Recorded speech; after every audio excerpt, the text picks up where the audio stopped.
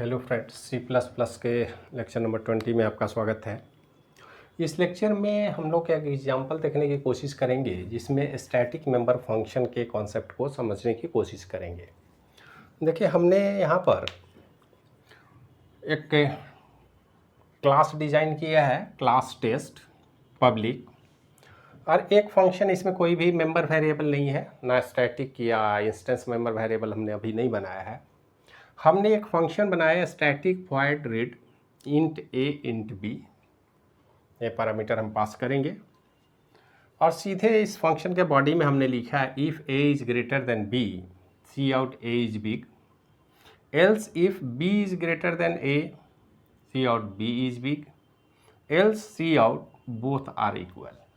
मतलब सीधा है कि हम एक फंक्शन हमने बनाया, इस फंक्शन में दो वैल्यू हम पास करेंगे ए और बी, और यहाँ पर हम कैलकुलेट करेंगे और प्रिंट करेंगे condition A is greater than B, B is greater than A, या A is greater than A is equal to B. यही हमारा फंक्शन है, यही काम होगा। लेकिन ये फंक्शन स्टैटिक है, स्टैटिक मेंबर फंक्शन है। तो जब हम स्टैटिक मेंबर फंक्शन को कॉल करते हैं, अपने मेन प्रोग्राम में हम चलते हैं।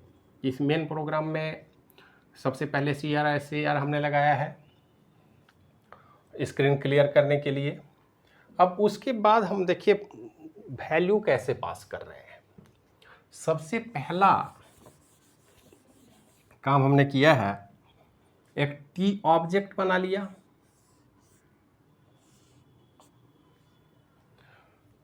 ये T1 ऑब्जेक्ट है। ये T1 ऑब्जेक्ट किस टाइप का है? टेस्ट टाइप का एक ऑब्जेक्ट बनाया। तो इस ऑब्जेक्ट के थ्रू हम रीड कर रहे हैं इस वैल्यू को, रीड 10 7। इसका मतलब यहाँ पर जो रीड फंक्शन है उसमें वैल्यू हमने पास किया 10 और 7। स्वाभाविक है कि a इक्वल टू 10 है और b इक्वल टू 7 है। यही काम हमने किया है। तो इस वैल्यू को जो ही हम पास करेंगे, हमको फर्स्टिंग condition if a is greater than b है, सी आउट करेंगे a इज़ बिग, और यहाँ से हम रिटर्न कर जाएंगे। जैसे हमने लिखा नहीं है, लेकिन यहाँ हम रिटर्न लिख दें तो रिटर्न हो जाएंगे।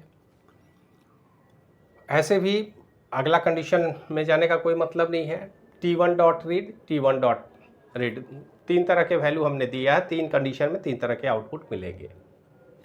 ये एक बेसिक स्ट्रक्चर है जो C++ में क्लास ऑब्जेक्ट के कॉन्सेप्ट पर हमने पढ़ा है, समझा है, और वैसे ही होता है। इसमें तो कहीं कोई समस्या है नहीं। लेकिन अगर ये फंक्शन हमारा स्टैटिक है तो static member function class function होता है, ऑब्जेक्ट का फंक्शन नहीं है। ऑब्जेक्ट की कोई ज़रूरत नहीं है, आप ऐसे कॉल कर सकते हैं तो काम करेगा। अदरवाइज आप चाहें तो स्कोप रिजोल्यूशन ऑपरेटर लगा के सीधे आप क्लास नेम से इस फंक्शन को कॉल कर सकते हैं। टेस्ट क्या है? क्लास नेम है। टेस्ट कॉलन रीड 10.7, ये भी स्टेटमेंट एज इट इज काम करेगा, जैसे आपका T1 dot read, T1 dot read, T1 dot read काम कर रहा है। उसी तरह test double colon read, test double colon read, test double colon read, value आप पास कीजिए, आपको रिजल्ट मिलेगा। मतलब ये दोनों ही तरीके आप अपना सकते हैं। स्टैटिक मेंबर फंक्शन को ऑब्जेक्ट के थ्रू कॉल कर सकते हैं, क्लास के थ्रू कॉल कर सकते हैं। क्लास के थ्रू करेंगे तो scope resolution operator double colon आपको लगाना होगा। यहाँ तक में कोई दिक्कत नहीं है। लेकिन इसमें थोड़ा सा चेंज हम कर रहे हैं। प्रोग्राम हमारा यही रहेगा। जरा सा आप देखिए, यहाँ पर इसी प्रोग्राम में अगर हम लिखें इंट x y पब्लिक, ऐसा हम कर सकते हैं। और यहाँ पर इस फंक्शन में भी थोड़ा बदलाव हम करते हैं। यहाँ हम नाम बदलते हैं गेट डेटा, और ये बॉडी सेम रखते हैं हम। अब यहाँ पर स्वाभाविक है कि हम ऑब्जेक्ट बनाएंगे और हम कॉल करेंगे gate data, gate data, gate data. यहाँ भी हमें कॉल करना पड़ेगा।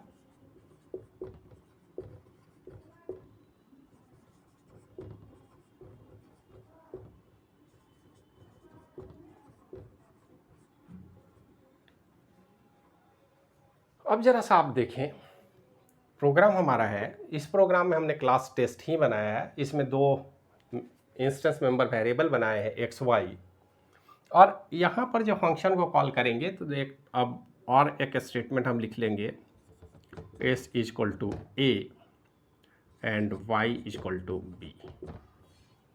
ए बी में जो भी वैल्यू होगा उसको हम असाइन कर सकते हैं, क्योंकि मेंबर फंक्शन तो उसको एक्सेस कर ही सकता है इंस्टेंस मेंबर वेरिएबल को। तो यहाँ पर ए और बी में हमने एक्स और वाई को असाइन किया। अब यहाँ पर हम एक्स वाई, वाई एक्स लिख सकते हैं। अब देखिए, इस क्लास को फिर से हम रन कर रहे हैं। हमने T1 ऑब्जेक्ट ही बनाया है। इस T1 ऑब्जेक्ट में हमने कॉल किया है गेट डेटा। हम ऐसा कर सकते हैं, गेट डेटा वैल्यू हमने पास किया, एक्स वाई वेरिएबल में असाइन होगा, एक्स वाई को कंपेयर किया हमने, हमको रिजल्ट मिल गया। लेकिन ये वेरिएबल हमारा इंस्टेंस मेंबर वेरिएबल स्टैटिक नहीं है, ये फंक्शन भी स्टैटिक नहीं है। तो यहाँ पर आप इस स्टेटमेंट को नहीं लिख सकते हैं, ए एरर देगा। ये आप ध्यान में रखेंगे। कभी भी आप इस तरह से इस फंक्शन को, जो मेंबर फंक्शन है स्टैटिक नहीं है, या मेंबर वेरिएबल जो स्टैटिक नहीं है, उसको आप क्लास मेंबर नहीं कर सकते, इसलिए क्लास के थ्रू उसको एक्सेस नहीं किया जा सकता है। तो स्टैटिक मेंबर वेरिएबल को या स्टैटिक मेंबर फंक्शन को कैसे आप अपने मेन प्रोग्राम में कॉल करेंगे, ये आप समझ गए होंगे, और प्रोग्राम इसी तरह से आप बनाएंगे, इस बात का विशेष ध्यान रखेंगे। और जब भी आप प्रोग्राम बनाएंगे तो स्टैटिक वेरिएबल और स्टैटिक मेंबर फंक्शन दोनों को ध्यान में रखेंगे, और इस कॉन्सेप्ट को ध्यान में रख के ही प्रोग्राम बनाने की कोशिश करेंगे, तभी आप सक्सेसफुल प्रोग्राम बना सकते हैं। अदरवाइज एरर आएगा, क्योंकि कोई भी इंस्टेंस मेंबर वेरिएबल को स्टैटिक क्लास वेरिएबल की तरह ट्रीट नहीं किया जा सकता है। क्लास वेरिएबल तभी बनेगा जब आप उसको स्टैटिक से असाइन करें। अगर हम उसको चलाना चाहते हैं तो उसका सीधा सा मतलब है कि हाँ, हम स्टैटिक लिख लें और इसको भी स्टैटिक डिफाइन कर दें। अगर हम ऐसा कर पाते हैं तो फिर हम इसको लिख सकते हैं। तब हम इसकी ज़रूरत चाहे तो ऐसे लिखें या फिर ऐसे लिखें। अगर हम स्टैटिक का इस्तेमाल करेंगे तभी आप ये क्लास फंक्शन और क्लास वेरिएबल की बात करेंगे और तभी आप प्रोग्राम को रन कर पाएंगे। तो ये बेसिक स्ट्रक्चर है स्टैटिक वेरिएबल का।